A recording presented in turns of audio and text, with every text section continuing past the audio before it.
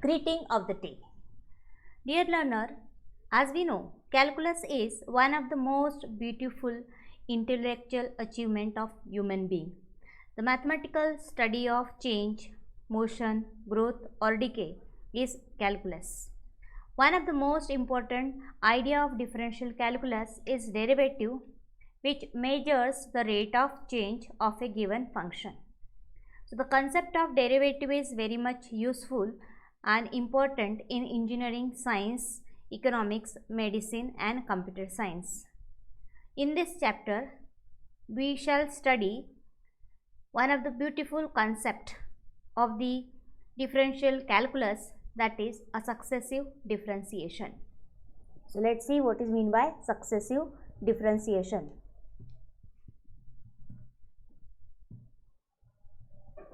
So if suppose y equal to f of x is any differentiable function. Differentiable function means whose derivative exists. Then dy by dx is equal to f dash of x is called the first differential coefficient, or simply the first derivative of y with respect to x. Here y is a dependent variable and x is a independent variable. So once we get a first order derivative, and if it is again a differentiable, then d dx of dy by dx, that is nothing but d2y by dx square, which is in turn f double dash of x, is called the second derivative of y with respect to x. In a similar line, if we differentiate it further, we get the higher order derivatives. So in general, if given a function y equal to f of x, differentiating it successively n times, we get the nth order derivative of y, or simply the nth derivative of y. So this process of getting the derivative of a function again and again is called the successive differentiation. Thus, what is successive differentiation? So process of obtaining the derivative of a given function one after the other is called successive differentiation.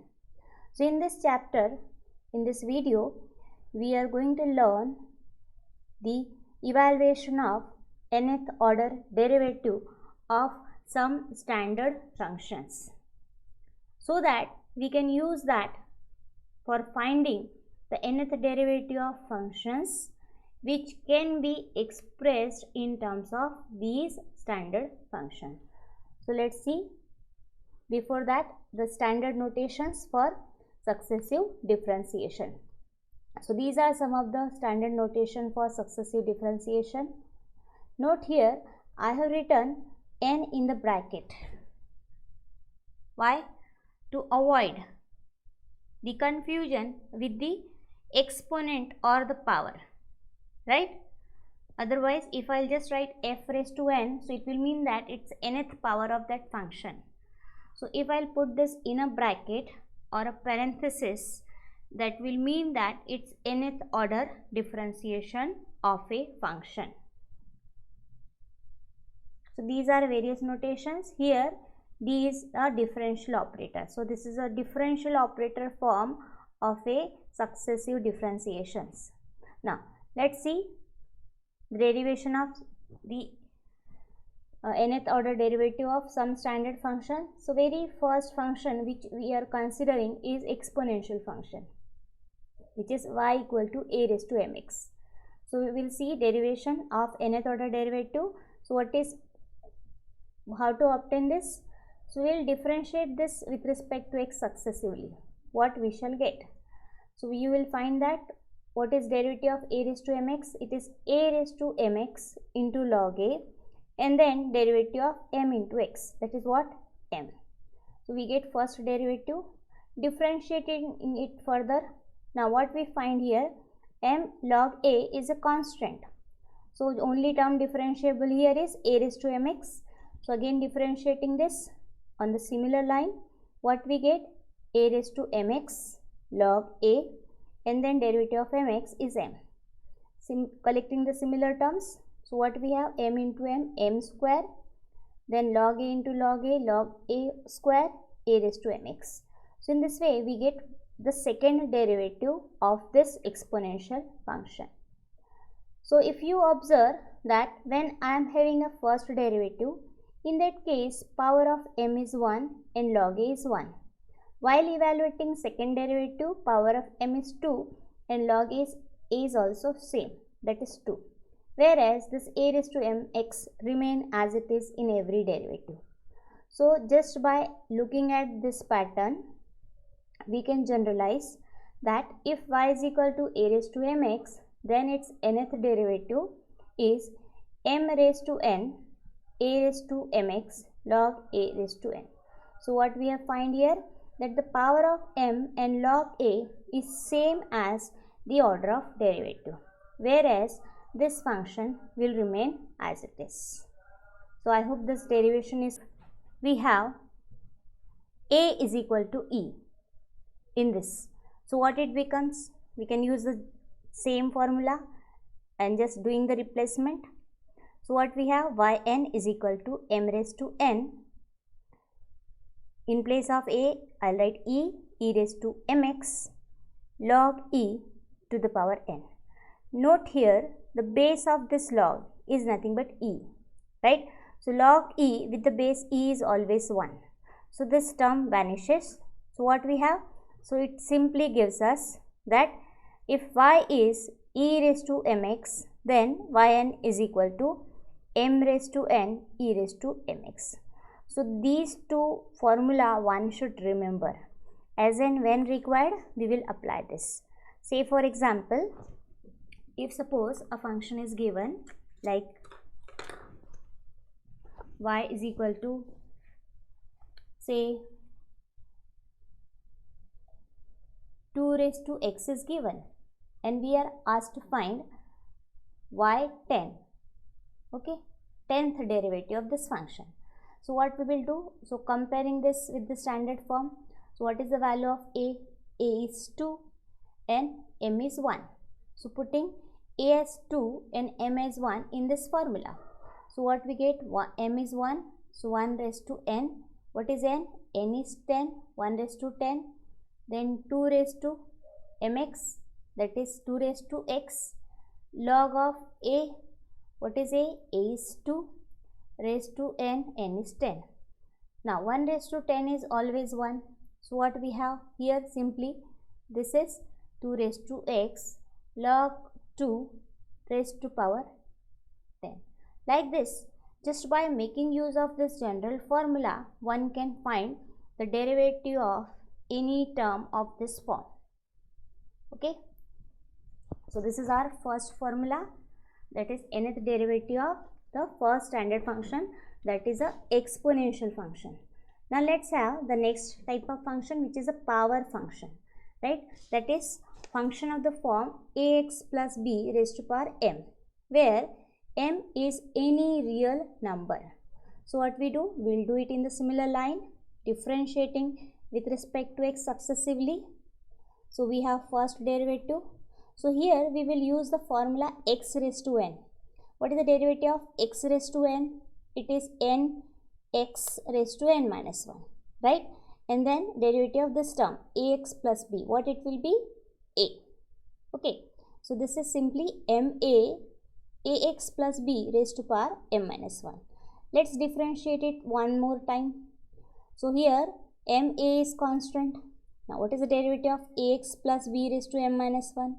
So it will be m minus 1 into ax plus b raised to power m minus 2. Again derivative of ax plus b is a. So what we get here? So here it is m into m minus 1. A into a is a square, and then ax plus b raised to power m minus 2. So look at these two derivatives, find some similarities, find some pattern. So what we have, when I am having a first derivative, so we will start with m, power of a is same as this order of derivative, that is 1, and then ax plus b raised to power m minus this order of derivative, what is that? 1. When it's a question of second derivative, so we will start with m, decrease the next term, there will be two terms, So decrease the next term by 1. So we will have m into m minus 1. Then the power of a will be same as this order of derivative. That is what? 2. Then ax plus b raised to m minus this order of derivative. That is what? 2. So in this way, we can have a nth derivative, formula for nth derivative. What it will be? How many terms will be here in the product of m? So that will be n number of terms, right? See here, when we had a first derivative, we have only one term. When there is a second derivative, then we had two terms. So here we should have n number of terms. Start with m, decrease the next successive terms by 1, right? So what will be the last term? Last term will be m minus n minus 1. So all these terms are in product. Then power of a is same as this, that is n. Then ax plus b raised to what we have here is m minus n.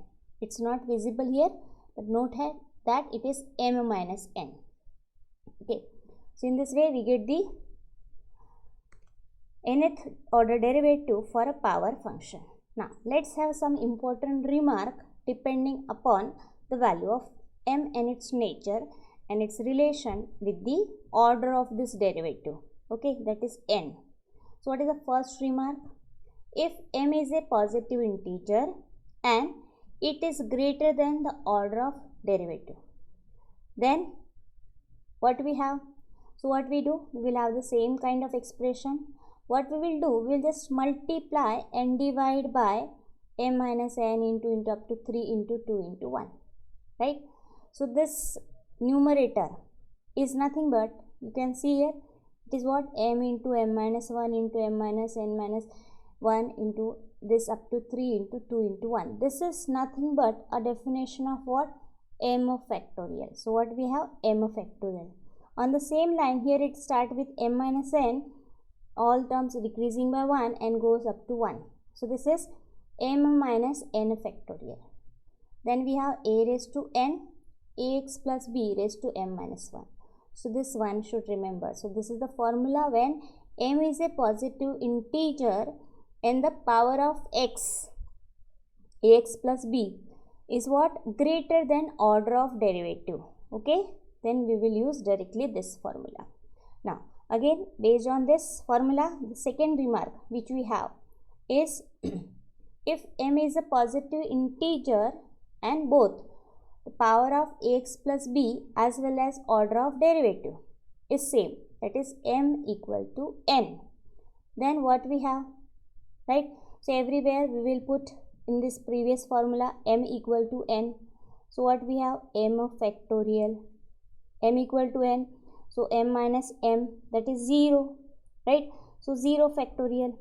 Here it is what? M minus m, so 0, right? So what we have here? It is like this. Okay.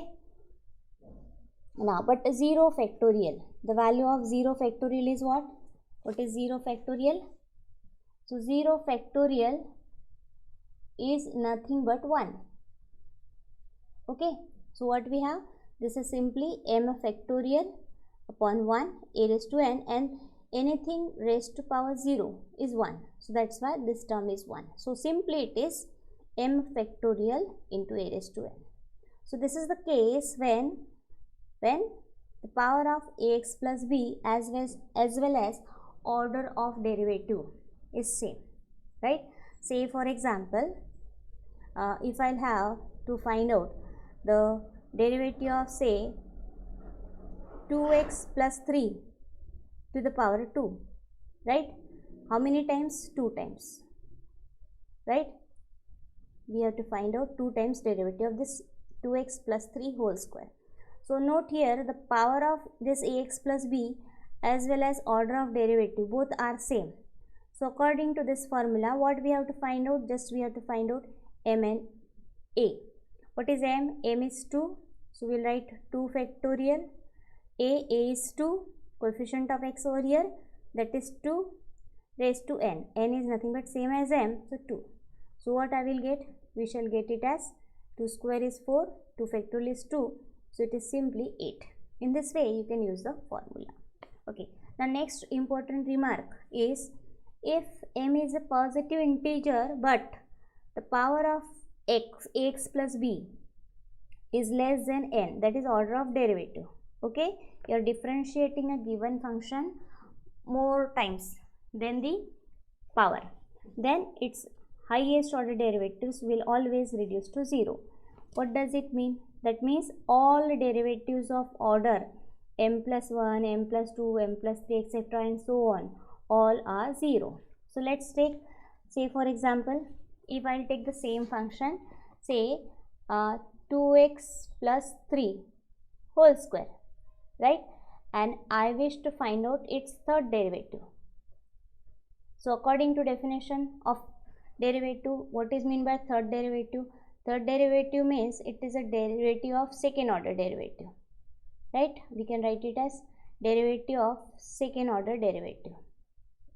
Okay, just now we have got the value of this. What is the value of second order derivative? So this is nothing but 8. And what is the derivative of constant? So 0. So as the order of derivative is more than this power of ax plus b, so that's why it is always 0.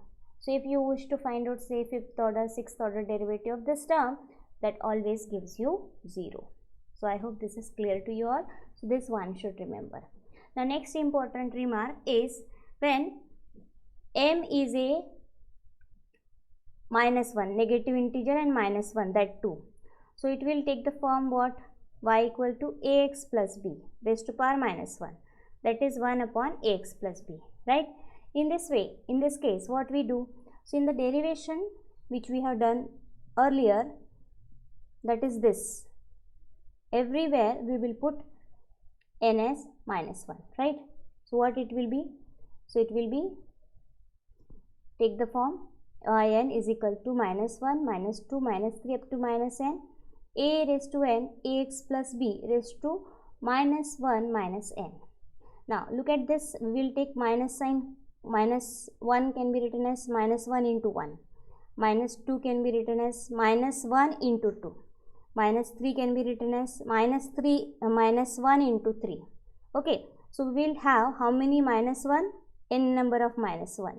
So that is minus 1 raised to n. Now what will be left here? So it will be 1 into 2 into 3 into up to n, right? Okay, so that is nothing but what? N factorial. Then a raised to n upon ax plus b raised to, now the power will be positive, right, when it goes in the denominator. So this is the formula to be used when m equal to what? Minus 1. Okay, now, so this is one of the important formula. Now, the next remark, that is remark number 5, is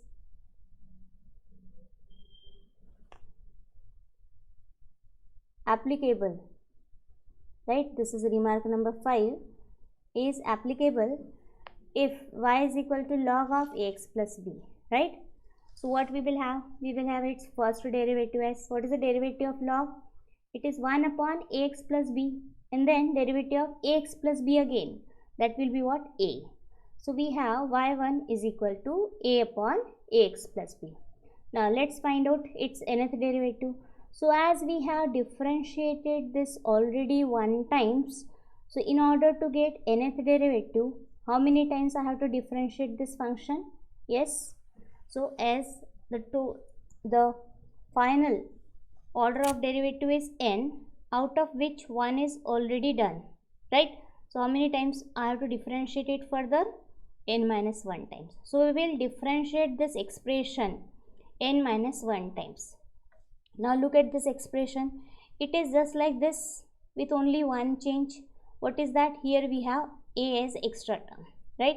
So it is, we can write it as a into 1 upon ax plus b. Now we know the differentiation, the nth order differentiation for this, right? So this is the formula. Now I have to differentiate this how many times? N minus 1 times. So in this formula, everywhere n will get replaced by what? N minus 1. So what we have? Minus 1 raised to power n minus 1, then n minus 1 factorial, a raised to power n minus 1, ax plus b raised to power n minus 1 plus 1, and this a remains as it is, Okay, now here we have two terms of a, so just apply law of indices. So we will have a raised to power 1 into a raised to power n minus 1 according to law of indices gives us a raised to n, whereas remaining terms remain as it is. So this is the formula which we have derived by making use of remark number 4. So all these remarks are very much important, and it is expected that one should remember these standard formulae in order to deal with the evaluation of derivatives. Now let's move to the next type of function, that is a trigonometric function. Say y equal to sine of ax plus b. So what we do here, we'll differentiate it again with respect to x. So derivative of sine is cos, and then derivative of ax plus b is a. So we have y1 is equal to a cos of ax plus b. Now as we have to generalize, right, we want to generalize result, so you can find that differentiation of derivative of sine is cos and derivative of cos will be in terms of sine. So it will be difficult to generalize the terms, right? So what we do, so we will try to express every derivative term in terms of sine. So how to write cos as a in terms of sine? So we have a standard formula. What is that? Sine of pi by 2 plus theta is always cos theta. So I will write this cos and this entire term is treated as theta. So what it will be? Sine of this pi by 2 plus theta. Theta is here x plus b. In this way I can express these terms in terms of sine. Similarly, let's differentiate it further. So derivative of sine will be cos ax plus b plus pi by 2, and then a as it is earlier, and again differentiation of this will give you one more a. So a square. Again I will write this in terms of sine. So same formula we will use. Just now here the theta will be what? Here the theta will be this complete term. So I just have to add pi by 2 to this. So what it will be? Sine of this is theta plus pi by 2. So you can see there are two terms of pi by 2 which we can write for purpose of generalization as 2 times pi by 2. Don't write it as pi. Okay. So y2 is this. Now look at this term. What we have? y1 is a sine of ax plus b as it is plus 1 times pi by 2 when the order of derivative is 1. When it's case of second derivative, what we are finding? The power of a is 2, same as this, right? And here the multiple of pi will be 2, right? So in this way we can generalize this, and we have the nth derivative of this sine function, trigonometric function, is a raised to n sine of ax plus b plus n pi by 2. On a similar line we can have the derivation for the another trigonometric function, that is cosine function. So here we have to express every time the derivative in terms of cos. Okay, so let's first differentiate it. So derivative of cos will be minus sine, and then ax plus b gives you the term a, right? So here we have to express this in terms of cos. Every derivative terms must be expressed in terms of cos when a cosine function is given, right? So we have a result. What is the result? That cos of pi by 2 plus theta is minus sine theta. So this minus sine theta will get replaced by cos pi by 2 plus theta is here x plus b. Again we'll differentiate it. So derivative of cos is minus sine a as it is, and again differentiation of this will give you one more a, so a square. Again we have to write this in terms of sine cos. So minus sine is nothing but cos of theta is this complete term, right? So just add pi by 2 to this. So we have pi by 2 plus theta, right? In this way. So what we have? A square cos of ax plus b plus 2 times pi by 2. So we can see the same type of pattern as we have seen in case of sine of ax plus b. What we are getting? We are getting the power of a is same as the order of derivative, and then that function with that angle given, that is ax plus b plus the multiple of pi by 2, and this multiple is same as the order of derivative. Okay, so what we have in general, if y is equal to cos of ax plus b, then yn, that is nth derivative, is a raised to n cos of ax plus b plus n pi by 2. So I hope this derivation is clear to you all. Let's see the last type of function which we have, that is a product function of the form e raised to power ax into sine of bx plus c. Now what we do here? So again we will differentiate, we will apply definitely, certainly a product rule. Now what we find here? So when we have a product rule, okay, so what we get? So you will find that here the after applying product rule, we will differentiate this e raised to power ax. So what it is? A e raised to power ax, this second term as it is. Then keeping this e raised to power ax as it is, the derivative of sine is cos bx plus c, and then differentiation of bx plus c will give you b. So here we find e raised to power ax common, right? That we will take outside, and then what we find that here we have such type of terms. As we have seen, whenever in the differentiation term the sine or cosine terms are involved, then our aim is to write it in the form of sine, right? Every derivative terms should be written in terms of sine. So how to write this? So for this we need to use some substitution. What we will do here? We will put a is equal to r cos theta and this b is equal to r sin theta, so that r square will be what? What will be r square? It will be a square plus b square, and theta will be tan inverse of b by a.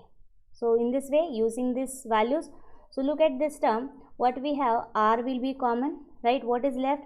Cos theta sin of bx plus c plus sin theta cos of bx plus c, which is nothing but same as sine of bx plus c theta. So here which formula is applicable? So here the formula of sine of a plus b is applicable. What is sine of a plus b?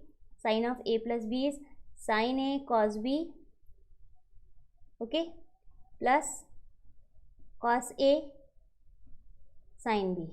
Here what is the value of a? A is nothing but bx plus c, and what is b? B is nothing but theta, okay. So this formula is used here. Now so similarly, repeating the same argument in order to get the second derivative, what we will find? That the power of r will be increased by 1, and here there will be one more addition of theta. So in this way we get the second derivative. Now look at these two derivative terms carefully. What we find? The power of r is same as order of derivative, as well as multiple of theta is same as this order of derivative, where we know very well what is r. R is nothing but under root of a square plus b square, and theta is tan inverse of b by a. So in this way we can have a generalized formula for nth derivative, that is r raised to n e raised to power ax sine of bx plus c plus n theta, where sometimes this formula is written by replacing the value of r and theta, so that one has to remember.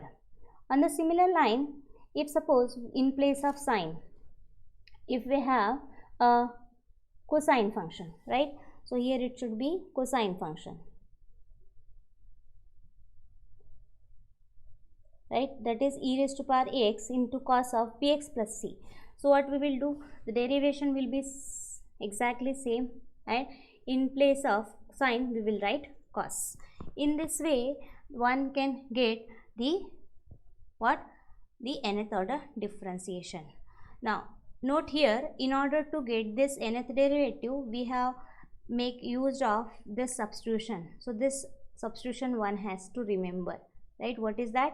A is equal to r cos theta and b is equal to r sin theta. So I hope this derivation is clear to you all. So in the next video lecture we shall see some simple example based on this formula, and also we will learn how to apply this set of standard formulae of nth derivative. So thank you all for watching the video.